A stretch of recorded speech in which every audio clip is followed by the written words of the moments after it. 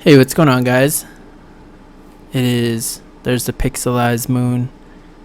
I miss the moon. Sometimes there's a golf course by me, and sometimes I will go over there at night and jump over the fence and like walk around like this and just like walk under the moonlight and listen to the coyotes all around me. It reminds me of home, but it's not really representative of my of where I grew up, but it's fairly similar. I mean, there's coyotes, there's rabbits, and whatever other things out there, but it's still a golf course. I mean, it's it's a golf course, so it's not anything too serious.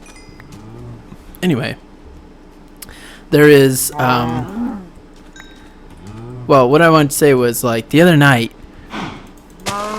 I was walking and there was a blood moon. I didn't know it was a blood moon, but I heard the coyotes out and the moon was red, and I was like freaking out. I was like, oh my god, something bad is gonna happen. I was so scared, and there was blood. I mean, not blood, but I mean the blood moon, and it was pretty wild out there looking. And the coyotes around. Coyotes don't attack you. They're just kind of like dogs, in the sense that they just kind of roam around you, and if they're really afraid of you, so they're not going to attack you or anything.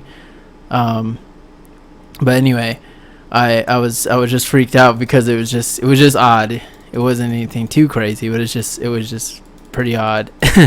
And I don't know, it was pretty awesome actually.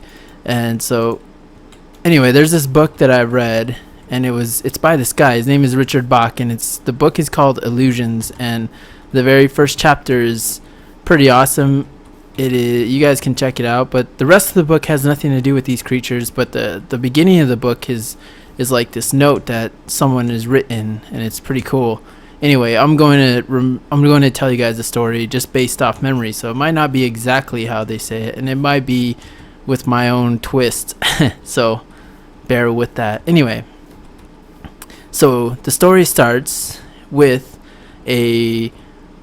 some creatures that live under a crystal lake, and this crystal lake has very powerful currents that run through it, and the currents, they kind of just they're really strong, and these creatures all their lives just hold on really tight to the bottom of the floor, because if they let go, they get dragged into the current and they get slammed around and hurt, and they don't get to and they don't have a chance. They don't have a fighting chance of making it through the current. So it's really frightening. So anyway, they spend their entire lives hanging on to the bottom of the floor. I mean, to the bottom of the river. And one day, one of the creatures decides to talk to everyone about letting go. Like, I'm going to let go. And I'm going to see what happens. And they're like, well, you're crazy, because what happens usually is the only times the creatures ever let go is when they're old and they're about to die, and they let go because they're too weak to hang on anymore, and then they get dragged down, and so they equate the letting go as a way of dying. And they're really afraid of the current, and all they ever see is people dying when they let go, because they're too old. And anyway, so the guy decides he's going to let go, and everyone tells him, tries to convince him not to, and then he lets go finally, and he tumbles into the current, and he gets dragged around and slammed around, and people are like, people are just looking at him like, I told you, he's just gonna die now. And it was a very tragic thing.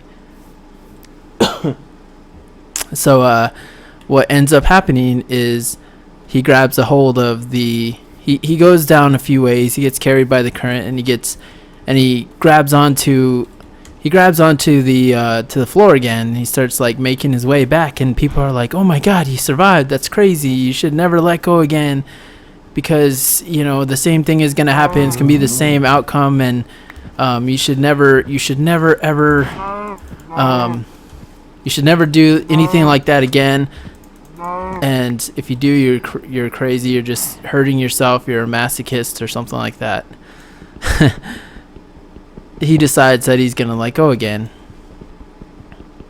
and people keep telling him he's crazy, and it's a very lonely. He starts like people start to tell him that he's crazy and that he can't do that anymore. Like they just disband him from their group of people who hang on, and are not people but like creatures that hang on to the bottom of the thing, to the bottom of the river.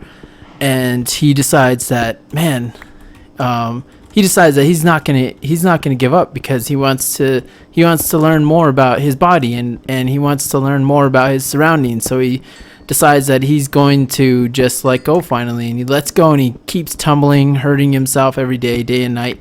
And then he discovers that the fins and the way his body's shaped, it was actually shaped in a way so that he can actually control himself when he's in the actual current.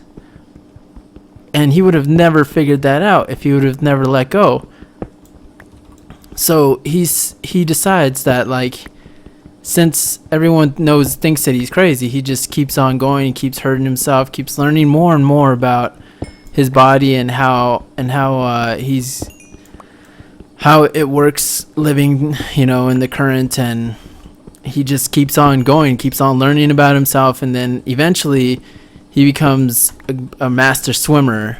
And he comes back and he starts showing all the other creatures. He comes back and he's pretty much flying in their eyes, because they didn't know, that the current was that they could swim, but it's never come across their mind. Like, no one's ever done it before.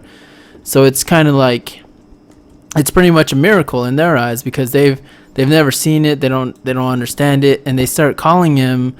They start calling it magic, that he can do that. And he tells them, like, no, you've got fins, you've got these things, you've got these gills, and you can control yourself. And he's like swimming around, pretty much in their eyes he's flying, and he's going around the current, and everyone's just like, oh my god, like, how'd you do that? You must be a god or something. And then they start, instead of listening to him, they start turning him into a prodigy or a messiah or something. They start turning him, and they start telling him that, like, he's the only person who can do that, and that he can fly, and he can do all these things. And they start saying that he's a miracle, like, and they start making him out to be something that, instead of just listening to him and hearing him out and saying and knowing that they can do, all the things that he's doing, they decide to turn him into like into something he's not. And then he just decides that he can't do that anymore. He can't be around those people. So he decides to continue learning, and he continues up the stream. And eventually makes his way all the way to it's a very lonely journey all the way up this stream. Like, no one's there. It's very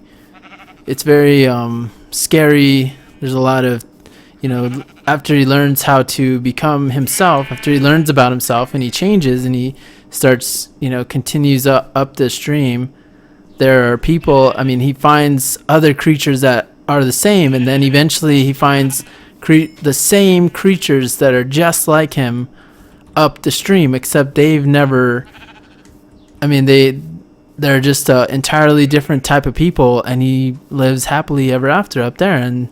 And he decides, like, he thinks about those people, the other creatures that are down in the, at the bottom of the current, and up at the top of the current, it's not as crazy. It's not as the current isn't so strong, and it's not, there's no one up there dying, just keep being flung, and the struggle's not so hard to live. And he decides to head back down in the stream, and he tells everyone about like the upstream, like what it's like up on the top of the stream. And everyone starts telling him he's crazy, and that he doesn't know what he's talking about, and he must be on drugs. And they say, like, he's taking it too far. So they decide that he knows too much magic and that he's going crazy and that there's no way that what he's saying is true. And so they start to say like, hey, let's all get together and make an example of him and show that if anyone tries to go his route, that they're going to meet the same fate. So they decide to try and kill the creature, instead of listening and accepting and learning about themselves as, as wonderful, the wonderful creatures that they are. And instead of like taking steps to improve themselves, they become very very ignorant. And to me, this is pretty much what I've learned. Like, this is like what it's like when you're traveling up the stream of success, and this is when you're learning about when you're finding your way. It's a very lonely road up the road.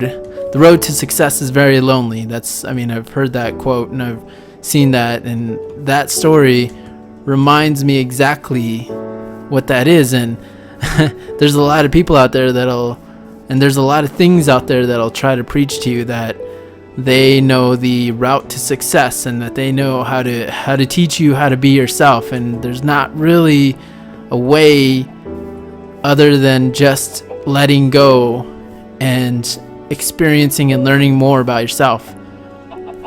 And to me, that is the most powerful thing. So like, when my dad, he's a pastor, and he was telling me like, he's like, I told him about the story, and I told him about the way, I changed the story a lot, but I told him about it, and he was just like, he told me like, he said, yeah, you should go out and tell people about that. I'm like, no, what I told you was just for this moment, and not to be repeated, not to be turned into any sort of gospel or sermon or anything like that. It's not to be worshipped in any way. It's just meant to, and plus it's like, it's a book. it started from a book, and I made it my own, and it's from my own experience that I'm able to relate to it, and I'm able to turn something like a simple story like that into a way of learning more about myself. And the only way to do that is to let go of your own, like, everything that you know, and being able to become a disciple of, not just a student of life, but a disciple of life. The difference between a disciple and a student is that a student comes in to life thinking that it's going to learn something, and a disciple comes in knowing that it's going to become something. So, you can become a student of life or a disciple of life. Student of life usually is just a dreamer, and they never awaken to the real potential of being a human, like a full-fledged, mature human being. They just become, celebrated usually, because their values are just based in the same reality they came from. They're not able to fully let go of themselves entirely and become a messiah and see the world just like I'm doing right here on top of this cold mountain. If you guys look up the tarot card of the Hermit, you'll know why I made it up this cold mountain here in Minecraft. Anyway, I hope you guys have an epic day or an epic night. Let me know if you guys read that book, Illusions by Richard Bach. If not, go check it out. Very short book, and you can read it pretty much in maybe 2 or 3 hours straight. It's not a very long book. It's huge text usually, and it's only $8. So, it's a win-win situation with all of that. So I hope you guys have an epic day or epic night, and see you guys.